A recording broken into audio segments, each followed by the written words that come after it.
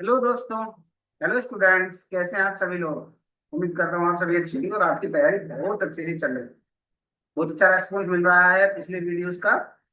तो इसके लिए फिर एक वीडियो और लेकर के आए हैं। ठीक है।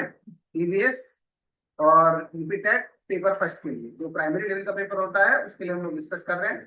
5 वीडियो ऑलरेडी बना चुके हैं, 6 7 टॉपिक कवर कर चुके हैं। ठीक है। तो अगर वीडियो पर नए हैं तो लाइक कीजिएगा, शेयर कीजिएगा वीडियो को, चैनल को आप सब्सक्राइब कीजिएगा। और जो क्वेश्चंस हैं, ठीक है, क्वेश्चंस के नंबर्स कितने क्वेश्चन आपके ठीक हो रहे हैं। आज हम 30 क्वेश्चंस का एक सेट लगाएंगे। उसमें ये देखेंगे कि आपके कितने क्वेश्चंस ठीक होते हैं, तो आपकी प्रिपरेशन कैसी है वो यहाँ से पता चलेगा। तो चलिए ज्यादा समय वेस्ट ना करते हुए हम लोग डिस्कस करते हैं क्वेश्चंस को। ठीक है। तो आज का जो हमारा क्वेश्चंस का टॉपिक है वो है, ठीक है, जो हमारा टॉपिक है उससे हम लोग बात करेंगे UP TET practice set number 4, स्थानीय पेशे से जुड़े व्यक्ति और व्यवसाय। ठीक है। यहां से स्टार्ट करेंगे हम। ठीक है। तो यहाँ पर क्वेश्चन नंबर 1 है। ठीक है। क्वेश्चन नंबर 1 आपका आता है कि रेशम की खेती का संबंध निम्नलिखित में से किस पेशे से है। आपके ऑप्शन है मधुमक्खी पालन, नंबर बी है शहतूत के पत्तों पर रेशम कीट पालन, नंबर सी कछुआ पालन और नंबर डी मछली पालन। तो इसका आंसर बताइए क्या होगा। बताइए। इसका जो आंसर है वो होगा ऑप्शन नंबर बी, शहतूत के पत्तों पर रेशम कीट पालन। ठीक है। और इसको नॉर्मली हम लोग क्या कहते हैं, इसको नॉर्मली हम लोग सेरिकल्चर भी कहते हैं। क्वेश्चन नंबर 2 है, बिहार के गांवों में मधुमक्खी पालन शुरू करने के का सबसे अच्छा समय कौन सा होता है। जो मधुमक्खी पालन होता है उसको हम लोग कहते हैं एपीकल्चर। ये भी ध्यान रखिएगा। ठीक है। रेशम कीट पालन को कहा जाता है सेरिकल्चर। ओके। तो मधुमक्खी पालन का होता है नंबर ए जनवरी से मार्च, नंबर बी अप्रैल से जून, नंबर सी जून जुलाई से सितंबर और नंबर डी अक्टूबर से दिसंबर। तो बताइए कौन सा ऑप्शन होगा।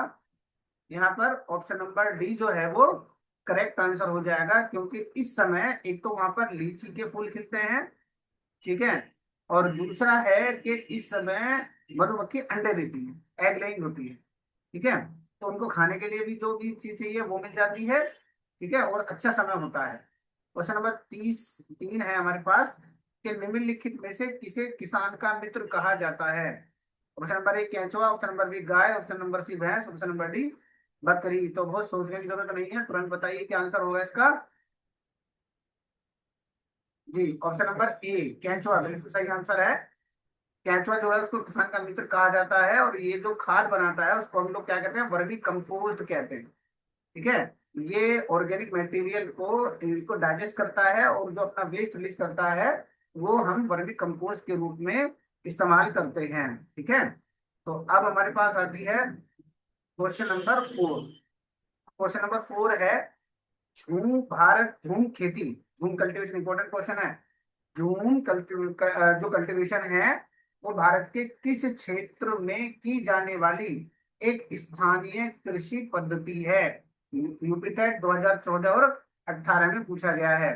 तो कहाँ कहाँ होता है। ऑप्शन नंबर ए है उत्तर पूर्वी राज्य, ऑप्शन नंबर बी दक्षिणी राज्य, ऑप्शन नंबर सी पश्चिमी घाट या ऑप्शन नंबर डी तटीय क्षेत्र। तो बताइए किसमें होगा।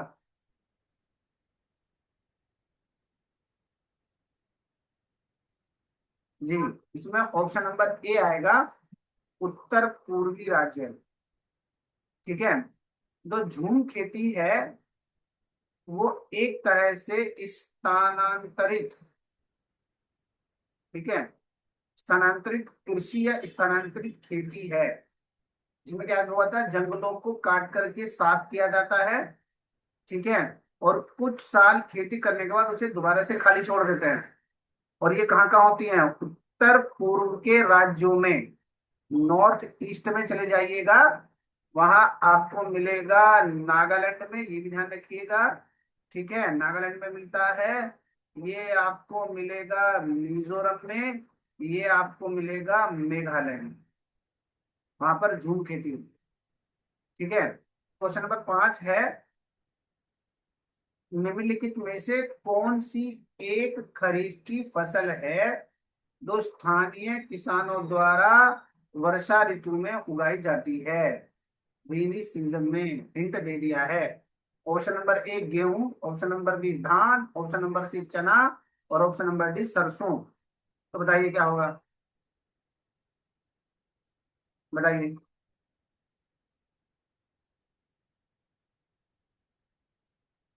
बताइए। तो यहाँ पर ऑप्शन नंबर बी धान जो है, ठीक है, वो एक खरीफ की फसल है। क्या होता है, ये जो फसल है, खरीफ की जो फसल है, ये आप लोगों ने पढ़ा होगा, जून जुलाई में बोई जाती है। ठीक है, जहां पर मानसून की शुरुआत होती है। ठीक है। और अक्टूबर और नवंबर में ये काटी जाती है। ठीक है। और इसको ज्यादा तापमान चाहिए होता है, और पानी की अमाउंट भी ज्यादा चाहिए इसको। ठीक है। इसके अलावा जैसे आप लोग बोलते हैं, धान है, मक्का है, ठीक है, और बाजरा है, ये जो है खरीफ की फसल के दूसरे एग्जाम्पल हैं। इसके अलावा जैसे हमारे पास होती है, गेहूं है, चना है, ठीक है, और सरसों है।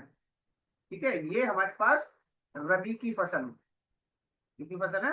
रबी की फसल। नॉर्मली हमारे देश के अंदर दो तरह की फसल बोई जाती है, इसको आप ध्यान रखिए। क्वेश्चन नंबर 6, ठीक है, वर्मी कंपोस्ट व्यवसाय का संबंध किसके उत्पादन से है? अभी पढ़कर आए थे हम। ऑप्शन नंबर ए केंचुआ खाद, ऑप्शन नंबर बी रेशम, ऑप्शन नंबर सी शहद, ऑप्शन नंबर डी फल। बताइए कौन सा आएगा ऑप्शन इसमें, बताइए जल्दी से। तो यहाँ पर ऑप्शन नंबर ए केंचुआ खाद कंपोस्ट की फॉर्म में आएगा। ठीक है। इसके बाद यूपी टेट 2018 का क्वेश्चन है, वन एवं लकड़ी व्यवसाय से जुड़े सिल्वी कल्चर का संबंध किससे है? सिल्वी कल्चर का संबंध किससे है? ठीक है, इसको ध्यान रखिएगा। ऑप्शन नंबर ए रेशम के कीट, option number B full, option number सी वन एवं अन्य उत्पाद, और ऑप्शन नंबर डी मछली। बताइए क्या आएगा, जल्दी बताइए फटाफट। ऑप्शन डालिएगा जी। ऑप्शन नंबर सी जो है उसका करेक्ट आंसर हो जाएगा, वन एवं वन्य उत्पाद।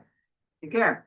इसका जो उत्पादन, इसकी जो कला है, इसको हम सिल्वी कल्चर कहते हैं। तो यहाँ से भी क्वेश्चन आ सकता है कि सिल्वी कल्चर किससे रिलेटेड है, या वन एवं वन्य उत्पाद की जो काम का जो खेती है उसको क्या कहते हैं, उसको हम लोग सिल्वी कल्चर कहते हैं। ठीक है। अब चलते हैं क्वेश्चन नंबर 8 की तरफ। क्वेश्चन नंबर 8 है, बागवानी जिसको हॉर्टिकल्चर कहा जाता है के अंतर्गत स्थानीय स्तर पर किसका अध्ययन और व्यवसाय किया जाता है? आपके पास ऑप्शन है, केवल फसलों का, ऑप्शन नंबर बी केवल फसल सब्जी फूलों का, ऑप्शन सी वनों का, ऑप्शन नंबर डी डेयरी उत्पाद का। तो बताइए कौन सा ऑप्शन आने वाला है इसमें जी।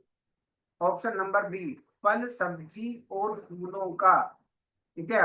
हॉर्टिकल्चर जिसको बागवानी भी कहा जाता है, बागवानी कृषि विज्ञान कहा जाता है, इसमें हम अनाज के बजाय, जो हमारे अनाज की फसलें हैं, इनके बजाय हम फल सब्जी और फूलों का व्यवसायिक उत्पादन करते हैं। ठीक है, इसको देखिएगा। चलते क्वेश्चन नंबर 9 की तरफ। क्वेश्चन नंबर 9 है, धान की खेती करने वाले किसान मिट्टी की उर्वरता बढ़ाने के लिए किस जैविक खाद का उपयोग करते हैं?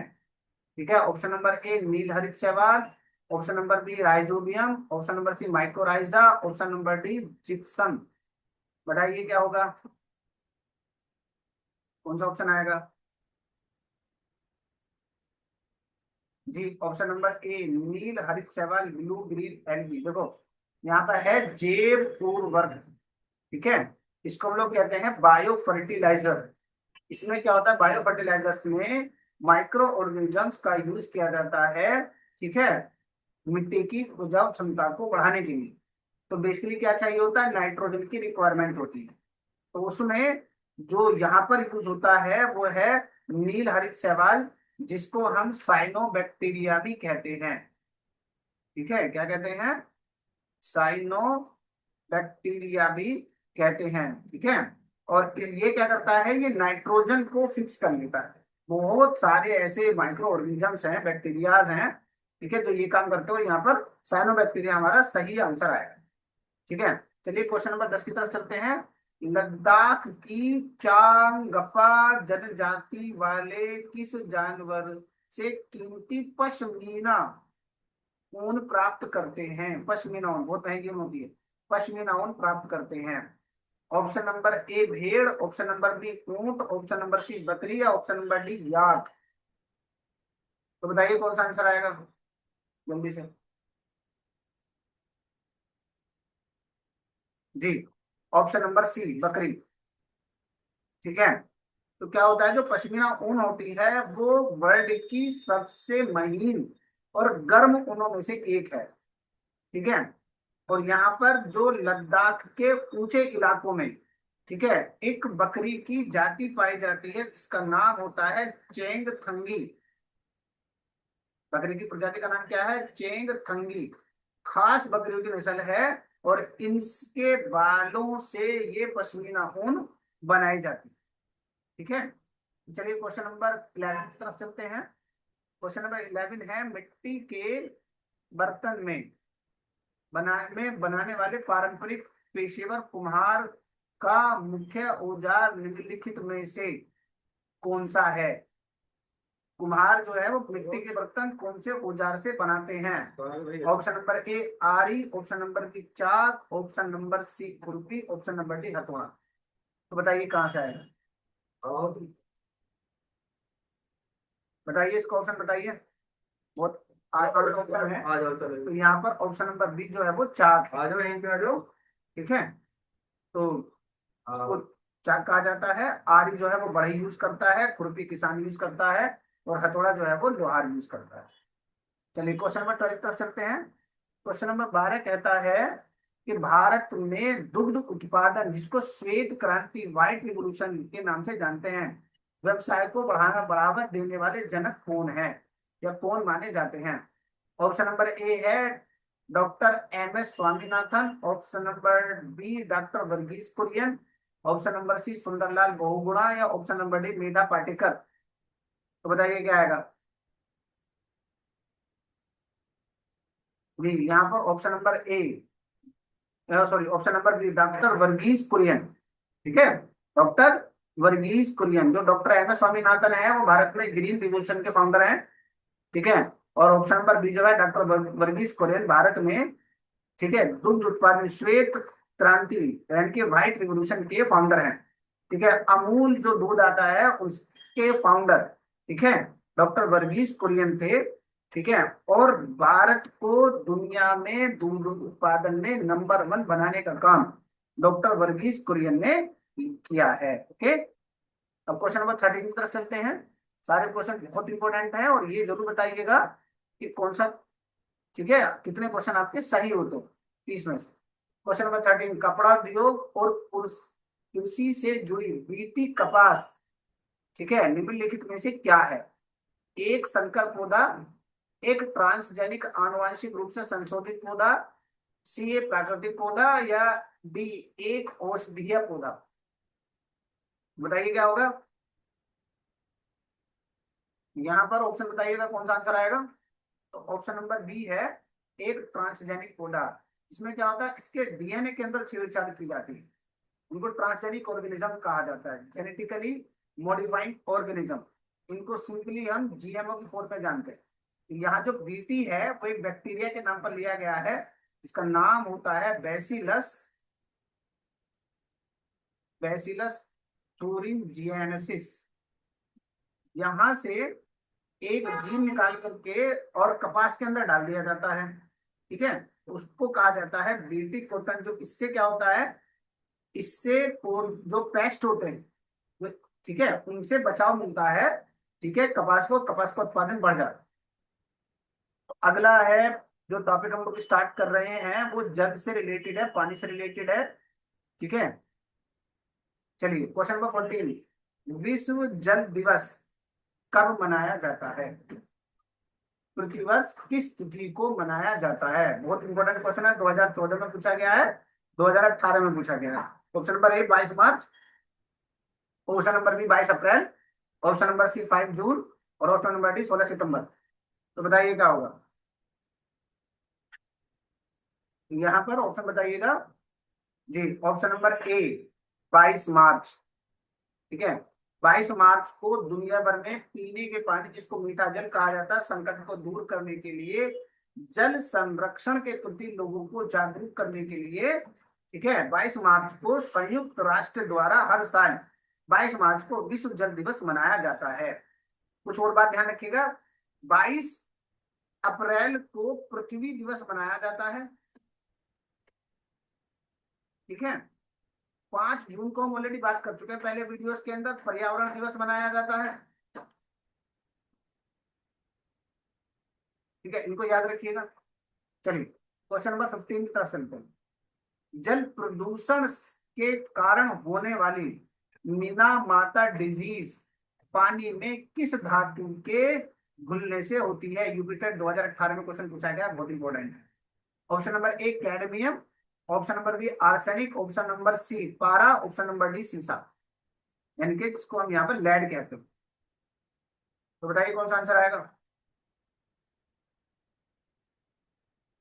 जी, ऑप्शन नंबर सी मरकरी जो है वो इसका सही आंसर हो जाएगा। तो क्या होता है कि जब फैक्ट्रियों से, ठीक है, जो वेस्ट निकलता है जिसमें मरकरी शामिल हो, वो पानी में मिल जाता है और वो मछलियों के शरीर में पहुंच जाता है। ठीक है, और उस मछली को जब इंसान खाते हैं तो वो जो मरकरी है वो इंसान में पहुंच जाती है। तो उस समय उसको क्या होता है, मीना माता डिजीज होती है, और ये जो मीना माता डिजीज है ये नर्वस सिस्टम को डैमेज कर देती है। ठीक है, चलिए क्वेश्चन नंबर 16 की तरफ चलते हैं। जल प्रदूषण को मापने के लिए किया जाने वाला टेस्ट BOD5 का फुल फॉर्म क्या है? BOD5 का फुल फॉर्म क्या है? तो यहाँ पर है option number biochemical oxygen demand in 5 hours, biochemical oxygen demand in 5 days, biochemical oxygen demand in 5 month, और biometric oxygen demand in 5 days. बताइए क्या होगा।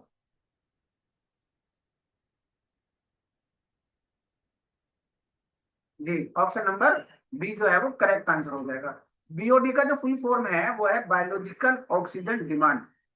ठीक है, BOD5 का मतलब ये होता है कि पानी में जो ऑर्गेनिक वेस्ट होता है उसके सड़ने या गलने के लिए जो बैक्टीरिया यूज होते हैं वो 5 दिन में कितनी ऑक्सीजन यूज करते हैं। ध्यान रखिएगा, यहाँ पर भाई BOD5 का मतलब ये होता है बायोलॉजिकल ऑक्सीजन डिमांड, कि जो बैक्टीरिया है वो ऑक्सीजन खर्च करेंगे 5 दिन में, कितनी ऑक्सीजन खर्च करेंगे जो पानी के अंदर मिलने वाले ऑर्गेनिक वेस्ट को पूरी तरह से डिकम्पोज कर देंगे। ठीक है, तो चलिए अब चलते हैं क्वेश्चन नंबर 17 की तरफ।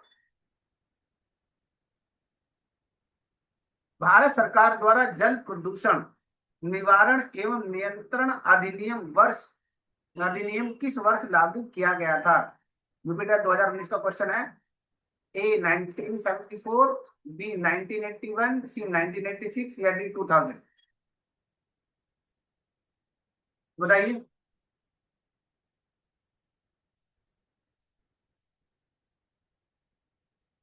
बताइए, तो यहाँ पर option number A correct answer हो जाएगा 1974। ठीक है, तो 1974 जो है वो जल प्रदूषण अधिनियम वर्ष रखा गया था, और 1988 में 1988 में इसमें संशोधन भी किया गया। ठीक है, इसमें अमेंडमेंट किया गया था, कुछ संशोधन किए गए। ओके, तो अब चलते हैं क्वेश्चन नंबर 18 की तरफ।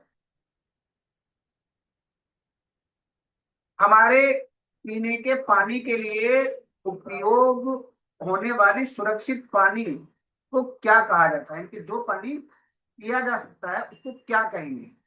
ठीक है, ऑप्शन नंबर ए पीने योग्य पानी portable water, option number B आशुद्ध जल distil water, option number D fresh water, option number D नल का पानी।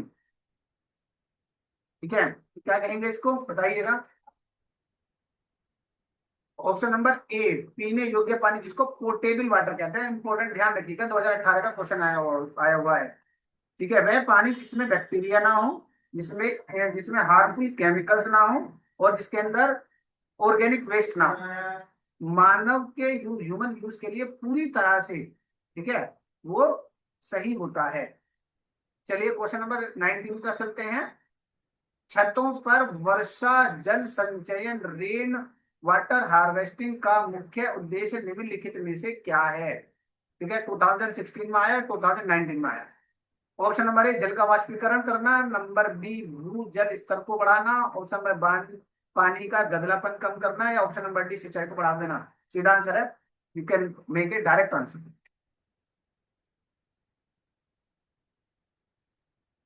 बताइए जी। Option number B, ground water को बढ़ाना। ठीक है, तो क्या होता है कि जो पानी आता है बारिश का, वो बह करके सारा चला जाता है। तो उसको स्टोर किया जाता है। ठीक है, उसको क्या कर लेते हैं, स्टोर कर लेते हैं, जिससे जो वाटर टेबल है, जिसका जिसको हम भूजल स्तर कहते हैं, वो ऊपर उठे। चलिए क्वेश्चन नंबर 20 की तरफ चलते हैं, अब हम आगे बढ़ते हैं।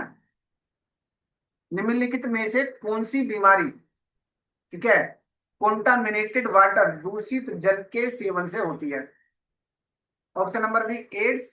Option number B, typhoid. Option number C, anaemia. Option number D, tetanus. बताइए। बहुत इंपॉर्टेंट है। 11 में पूछा गया है, 17 में भी पूछा गया, 17 में भी आया है। तो यहाँ पर बी जो है वो टाइफाइड है। ठीक है, टाइफाइड के लिए एक बैक्टीरिया होता है, जिसका नाम होता है साल्मोनेला टाइफी। और जिसका जो इन्फेक्शन होता है वो गंदा पानी पीने से होता है। और आप लोगों को पता है, एड्स के लिए एक वायरस होता है जिसका नाम होता है HIV, human immunity deficiency virus. Anaemia बात कर चुके हैं पिछले वीडियोस में, आयरन की कमी से होता है। और टिटनेस जो होता है वो चोट लगने पर बैक्टीरियल इन्फेक्शन की वजह से होता है। ठीक है, तो चलिए क्वेश्चन नंबर 21 की तरफ चलते हैं। पृथ्वी पर उपलब्ध कुल जल संसाधनों में से महासागरों का कितना प्रतिशत जल पीने योग्य है? 2018 में आया हुआ क्वेश्चन है। नंबर ए, 97%। नंबर बी, 2.5%, 0% या 0.65%। बताइए क्या होगा। जी, ऑप्शन नंबर सी, 0%। क्योंकि जो महासागरों के अंदर का जल है, वो सारा का सारा जो है, लगभग 97% पानी जो है, ठीक है, वो महासागरों में है, समुद्र में है। ठीक है, लेकिन ये पूरी तरह से खारा है और बिल्कुल भी पीने लायक नहीं, तो 0% के साथ। ठीक है, केवल 3% पानी ऐसा है जो पीने योग्य है। उसमें से 2% जो है वो जब वो रिवर्स में और अंडरग्राउंड मिलता है, और 1% मिलता है ग्लेशियर से। चलिए क्वेश्चन नंबर 22, कल भी इस पर बात हुई थी, ये क्वेश्चन काफी बार आ चुका है कि जल संरक्षण और तालाबों के पुनरुद्धार के लिए काम करने वाली संस्था तरुण भारत संघ के संचालक कौन है? तो ऑप्शन आपके पास, Rajendra Singh A. Number B, Medha Patkar. Option number C, Baba Amte. Option number D, Salim Ali. 2019 का क्वेश्चन है, बताइए जी। Option number A, Rajendra Singh. Explanation को देखने के लिए पिछला वीडियो देख लीजिएगा, इसमें आपको मिल जाएगा। क्वेश्चन नंबर 23, भारत के किस राज्य में भूमिगत जल में आर्सेनिक द्वारा जल प्रदूषण सर्वाधिक पाया जाता है? Option number A, Uttar Pradesh. Option number B, Madhya Pradesh. Option number C, Paschim Bengal. Option number D, Rajasthan. Arsenic सबसे ज्यादा जो पोल्यूशन करता है वो किस राज्य में करता है? बताइए जी। Option number C, Paschim Bengal में। ठीक है, तो पश्चिम बंगाल में क्या होता है, जो गंगा ब्रह्मपुत्र है, वो मैदानी इलाकों से होकर के, यानी कि जब बंगाल, बिहार और कुछ जलों में भूमिगत जल से जो अंडरग्राउंड वाटर होता है, उसमें आर्सेनिक नाम का एक टॉक्सिक मटेरियल मिल जाता है। ठीक है, और इसकी वजह से क्या होता है, ब्लैक फूट डिजीज होती है। ध्यान रखिएगा, बीमारी ऊपर हमने पढ़ी थी कि मीनामाता डिजीज, और आर्सेनिक की वजह से होती है ब्लैक फूट डिजीज, इसको भी ध्यान रखिएगा। ठीक है, तो क्वेश्चन नंबर 24 की तरफ चलते हैं। वैश्विक तापमान, ग्लोबल वार्मिंग के कारण महासागरों के जल स्तर की वृद्धि का मुख्य कारण क्या है? नंबर ए, अत्यधिक वर्षा। नंबर बी, ग्लेशियर्स का पिघलना। नंबर सी, ओजोन परत में छेद। नंबर डी, अम्लीय वर्षा। बताइए क्या है, बताइए। तो यहाँ पर ऑप्शन नंबर बी ग्लेशियर्स का पिघलना। टेम्परेचर बढ़ेगा, मीन टेम्परेचर बढ़ेगा, अगर 1 डिग्री सेल्सियस टेम्परेचर बढ़ गया ना, तो मैक्सिमम जो हमारे वो है ग्लेशियर्स हैं वो पिघल जाएंगे। चलिए क्वेश्चन नंबर 25। पृथ्वी पर निरंतर चलने वाले वाटर साइकिल को बनाए रखने में किसकी भूमिका सबसे महत्वपूर्ण है? ऑप्शन नंबर ए केवल महासागरों की, ऑप्शन नंबर बी वनों और वाष्पीकरण की, ऑप्शन नंबर डी पहाड़ों की, ऑप्शन नंबर डी कंक्रीट की सड़कों की। ABCD बताइए क्या होगा 2014 में आया क्वेश्चन। जी ऑप्शन नंबर बी वनों और वाष्पीकरण। ठीक है। एवोप्रेशन जो होता है वो पौधों से होता है, जिसको ट्रांसपायरेशन कहते हैं। ट्रांसपायरेशन से पानी वेपराइज हो जाता है, वो कंडेंसेशन होने के बाद में, संघनन होने के बाद में बादल बन जाता है, फिर वो बरसता है। तो ऐसे वाटर साइकिल चलती है। तो मेन इंपॉर्टेंट क्या है? वनों और वाष्पीकरण की आवश्यकता। जितने वन कटेंगे उतनी बारिश कम क्यों होगी? क्योंकि जल का वाष्पीकरण कम हो जाएगा। ठीक है। Question number 26। भारत सरकार द्वारा वर्ष 1985 में शुरू किए गए गंगा एक्शन प्लान का मुख्य उद्देश्य क्या है? नंबर ए जल की गुणवत्ता में सुधार, नंबर बी नदी का मार्ग बदलना, नंबर सी सिंचाई सुविधाओं को बढ़ाना, नंबर डी जल विद्युत का उत्पादन। बताइए क्या आएगा? बताइए। जी ऑप्शन नंबर ए जल की गुणवत्ता में सुधार, क्योंकि हमारी नदियां बहुत पोल्यूटेड हो रही हैं, बहुत ज्यादा प्रदूषण हो रहा है। ठीक है। तो गंगा एक्शन प्लान और ऐसे ही प्लान चलाया गया था यमुना एक्शन प्लान, सभी नदियों को साफ करने के लिए सरकार कुछ न कुछ प्रयास करती रहती है। तो 1985 में गंगा एक्शन प्लान का फर्स्ट फेज लॉन्च किया गया था। ठीक है, इसको ध्यान रखिए। क्वेश्चन नंबर 27 पर हम लोग चलते हैं। कृत्रिम वर्षा, आर्टिफिशियल रेन कराने के लिए किस रासायनिक यौगिक का उपयोग किया जाता है? बहुत इंपॉर्टेंट क्वेश्चन। ठीक है। Number A silver nitrate, number B silver iodide, number B potassium bromide और नंबर डी कैल्शियम कार्बोनेट। बताइए। यहाँ पर option number B silver iodide. ठीक है। इसको हम जो आर्टिफिशियल रेन है, इसको हम क्लाउड सीडिंग भी कहते हैं। ठीक है। ये हवाई जहाज के जरिए बादल के रूप में जो बादल बनते हैं वो सिल्वर आयोडाइड, जिसको ड्राई या ड्राई आइस, शुष्क बर्फ का छिड़काव किया जाता है। ये जो केमिकल्स हैं, ठीक है, इनके पार्टिकल्स पर पानी की बूंदें जमने लगती हैं और जो भारी होकर बूंदों की फॉर्म में नीचे गिर जाता है। इसलिए इंपॉर्टेंट है क्योंकि ये अभी दिल्ली में कराया गया था 1 2 महीना पहले, लेकिन जब पोल्यूशन था उस पोल्यूशन को साफ करने के लिए इस तरह का इस्तेमाल किया गया है। Question number 28। संसार के किस सागर में जल की लवणता सैलिनिटी इतनी अधिक है कि उसमें मनुष्य डूबते नहीं, क्योंकि उसकी डेंसिटी बहुत ज्यादा होगी? तो क्या है? लाल सागर, नंबर बी मृत सागर, नंबर सी अरब सागर, नंबर डी भूमध्य सागर। तो क्या होगा जरा बताइए। जी ऑप्शन नंबर बी मृत सागर, जिसको डेड सी कहा जाता है। इसकी सैलिनिटी इतनी ज्यादा है। ठीक है। ये जो मृत सागर है, पहले तो उसको समझिए है कहाँ। ये जॉर्डन, ठीक है, और इजराइल के बीच में है। पहली बात तो ये ध्यान। ठीक है। जो डेड सी है वो जॉर्डन और इजराइल के बीच में है। इसकी जो सैलिनिटी है, इसको हमने लवणता कहा है, वो लगभग 340 ग्राम पर लीटर है। बहुत ज्यादा नमक है, जिससे पानी की डेंसिटी हमारे शरीर की डेंसिटी से ज्यादा हो गई है, और जिसमें मनुष्य बिना करे इसमें आसानी से तैरता रहता है और डूबता नहीं। ठीक है। चलिए, शुष्क बर्फ का ठोस रूप होता है, ड्राई आइस किसका ठोस रूप होता है? जो जल के बर्फ जैसा दिखता है। बहुत इंपॉर्टेंट क्वेश्चन है। ठीक है। ठोस कार्बन डाइऑक्साइड, ठोस नाइट्रोजन, ठोस ऑक्सीजन, जमा हुआ जल। बताइए क्या आएगा।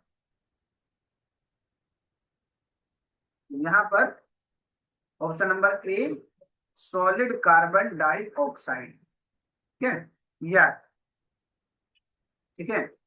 ये अब अगला क्वेश्चन लेते हैं, सीधा सीधा क्वेश्चन है, इसमें कोई दिक्कत वाली बात नहीं है, इसको ड्राई आइस भी कहा जाता है। Question number 30। ठीक है, क्वेश्चन नंबर 30 है, पृथ्वी के धरातल का लगभग कितना प्रतिशत भाग वाटर से, पानी से ढका हुआ है। यूपीटेट 2013 का क्वेश्चन है। ठीक है, कितना, 60%, number B 71%, number C 55%, number D 50%। बताइए क्या आएगा। जी जी, ऑप्शन नंबर बी जो है 71% इसका करेक्ट आंसर है। ठीक है, जो हमारा अर्थ का हिस्सा है 71% जो है वो हाइड्रोस्फेयर, जिसको जलमंडल कहते हैं, वो ओशियन से, नदियों से, तालाबों से घिरा हुआ है। केवल 29% पर स्थल है। ठीक है, अंतरिक्ष से देखने पर पृथ्वी नीली दिखाई देती है। ठीक है, क्योंकि वो रिफ्लेक्शन वगैरह का केस होता है, उसको कभी अलग से बात करेंगे। ठीक है, तो इसलिए पृथ्वी को ब्लू प्लेनेट भी कहा है, ये भी ध्यान रखिए। ठीक है, तो आज के पॉइंट यही है, 30 क्वेश्चन कंप्लीट हो चुके हैं। तो ये आपको बताना है कि आज आपके 30 में से कितने क्वेश्चन सही थे। मोस्ट इंपोर्टेंट क्वेश्चंस हैं, जो पीवाईक्यू भी हैं और काफी काफी बार पूछे गए हैं। ठीक है, तो आप लोगों से एक बार फिर गुजारिश है वीडियो के लास्ट में कि अगर आपको वीडियो अच्छा लगा है तो वीडियो को शेयर कीजिएगा, लाइक कीजिएगा। ठीक है, थैंक यू।